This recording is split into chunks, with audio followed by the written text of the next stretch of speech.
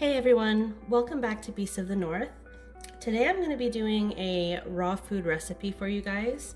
I've noticed that there are a lot of recipes on YouTube, and there happens to be a lot of misinformation that goes around on YouTube about things like what's an organ meat, what's a muscle meat, how to balance things properly, whether or not to use vegetables or fruit. So I thought that I would show you one of my typical recipes that I make for my dog Hunter. Hunter is an 8-year-old working dog, and he's been raw fed his whole life. This is a pretty typical meal for him, so what I want to do is go over each of the ingredients and then show you how I put it together and sort of explain how I balance this meal. You can probably see there's actually no bone in this meal, so I do have a calcium supplement to use for this. So to get started, we'll look at this bowl here, which is my muscle meat for this meal. This is beef heart and beef stewing meat with it's got the fat on it still. And along with that, for muscle meat, I've got a couple cooked blue mussels. I use mussels because they add in a lot of the little nutrients that are missing from just red meat. So it's really helpful to use mussels to fill in nutritional gaps as you're preparing a meal. Here I've got my organ meat, and it's just beef liver and beef kidney. Now I know I've mentioned in a previous video that I like to use 2 organs because I just feel like it covers more nutritional gaps. And when you're trying to balance a meal for dogs, you want to make sure that you are paying close attention to the nutrients of a meal to make sure that they're getting everything that they need. Nutritional deficiencies do pop up in a raw food diet, and it's extremely important to know what you're doing, do your research. I also have my vegetables. This is just kale and red cabbage.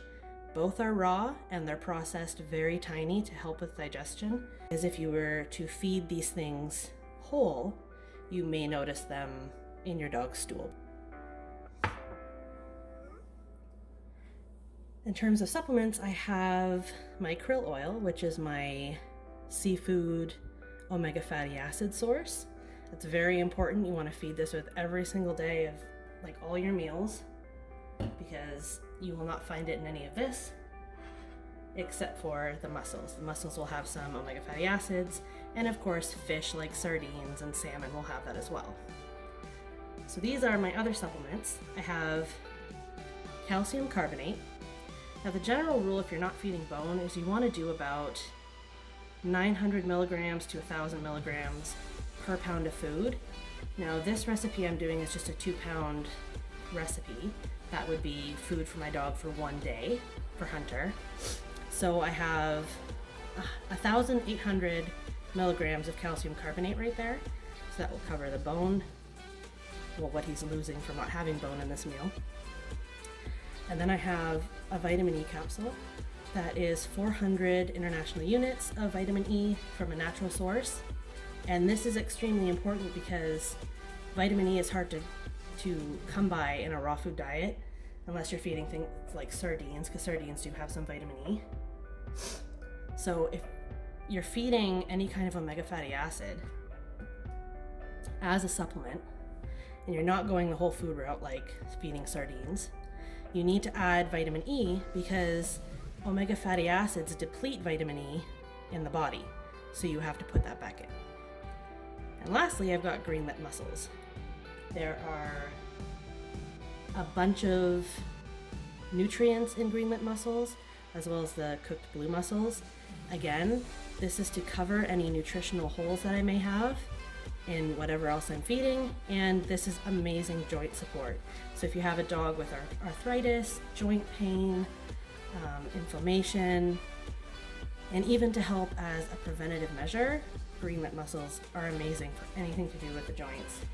So those are the supplements that I have to add in with the food, and that covers everything I've got here. So we will go ahead and get started putting this together. So let's get started with our recipe. First thing I'm going to add is our muscle meat. So as I said earlier, this will make 2 pounds of food, which means that I will need 23.4 ounces of muscle meat. So I'm going to start with the heart.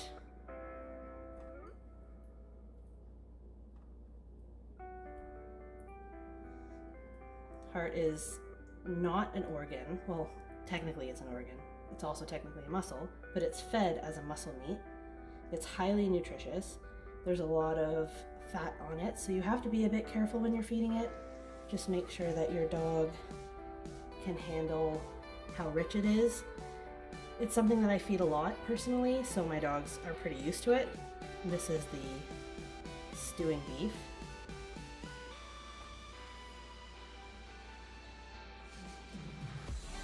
This is typically sort of a muscle meat mix that I like to do.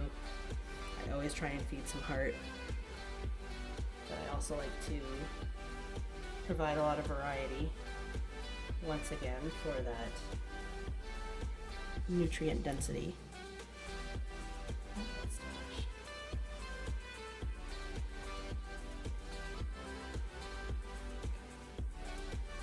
What we do is add in these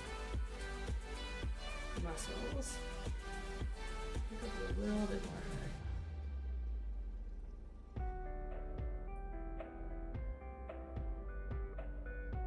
I think that looks good. All right. And next, I'm just gonna zero this again. We're gonna do our organ meat, which is liver and kidney. And I just need 2.56 ounces of this stuff. Again, organs are very rich, so you never need to use too much. Try and get a good balance of the two. Just a little bit more.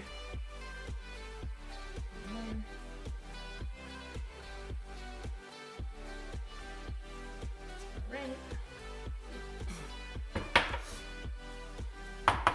Now we'll go into our vegetable mix, which is going to be about 6.4 ounces.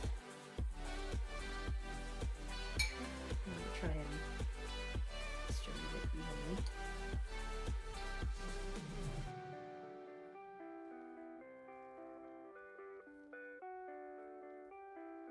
Now, when it comes to selecting vegetables to use, I really like to use green vegetables, so I typically choose cabbage, spinach, kale, Brussels sprouts. I do a lot of broccoli. Now, Hunter's not a huge fan of vegetables in general. He much prefers just his meat.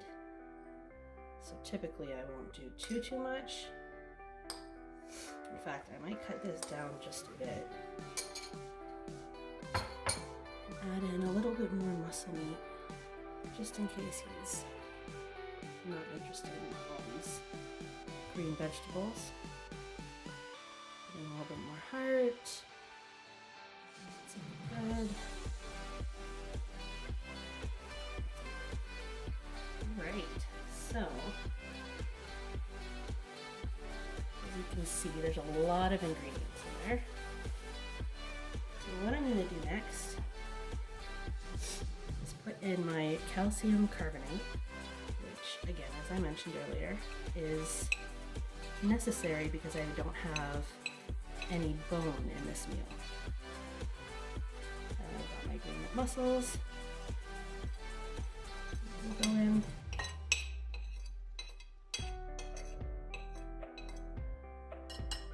And since Hunter happens to be very picky about capsules and pills, I'm going to cut the tip off of this vitamin E capsule and just drizzle it in.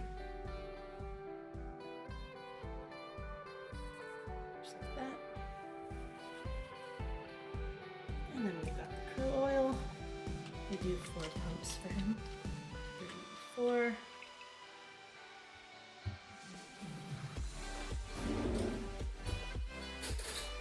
Just grabbing a spoon so that I can mix it in.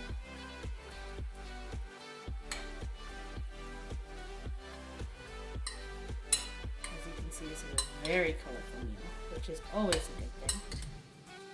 You get good nutrient profiles from rainbow food.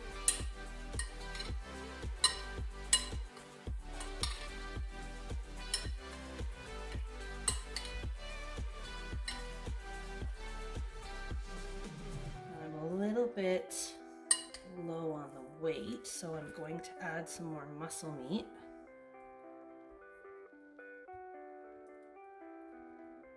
Another ounce. Good. All right. So that's it. And I mean, it's pretty simple. Raw feeding, once you've been doing it for a while, thankfully gets easier than it is when you first start out. You sort of start to learn how everything comes together and it makes it much easier. So there it is. That's his food for the day. And I will go ahead and portion this out. Zero it.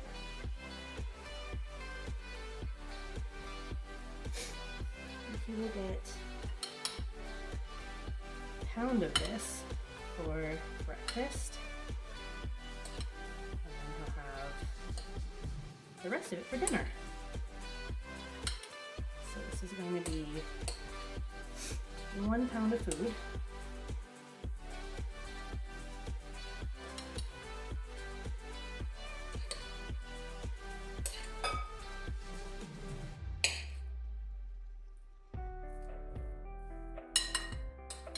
And it's okay if he doesn't get a ton of organ meat in the first meal, because he'll get the rest of it in the evening.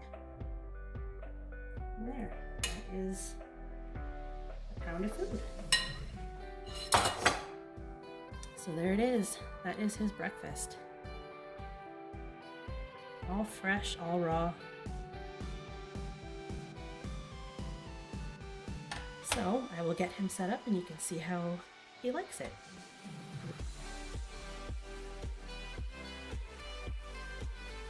Hunter's all set up and ready to eat. Hunter, you hungry? Okay.